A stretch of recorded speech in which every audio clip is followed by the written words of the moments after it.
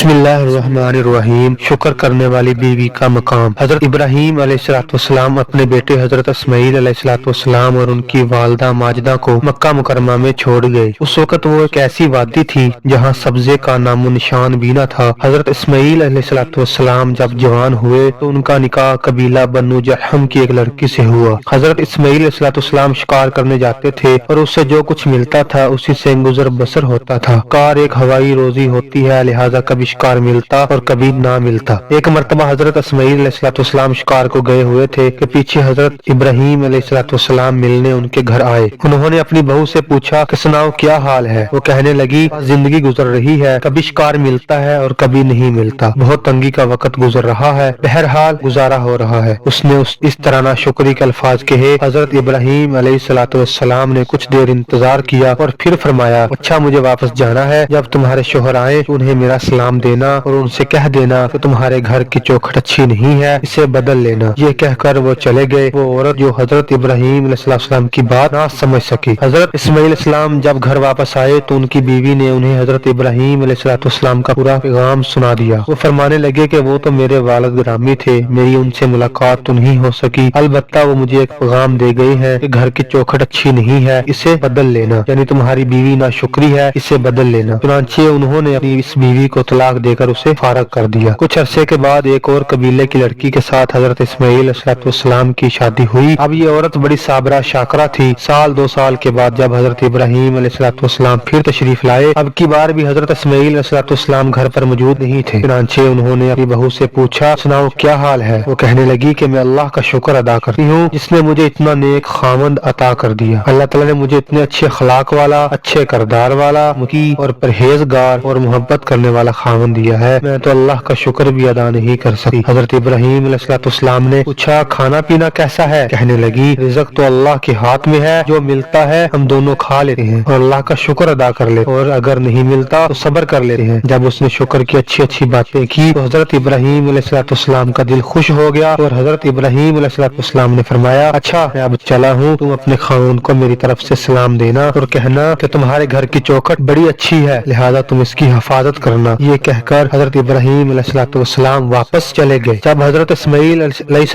السلام واپس گھر تشریف لائے تو ان کی بیوی نے ان کو پیغام دیا۔ جب حضرت اسماعیل علیہ السلام نے پیغام سنا تو وہ بڑے خوش ہوئے اور کہنے لگے کہ وہ میرے والد گرامی تھے اور وہ مجھے پیغام دے گئے ہیں کہ تم ایک اچھی بیوی ہو، مجھے تمہاری قدر کرنی ہے اور تجھے زندگی بھر اپنے ساتھ رکھنا ہے۔ یہ حضرت اسماعیل علیہ السلام کی وہ بیوی تھی جو حضرت اسماعیل علیہ السلام سے حاملہ ہوئی اور ان کی نسل اس عورت سے آگے چلی۔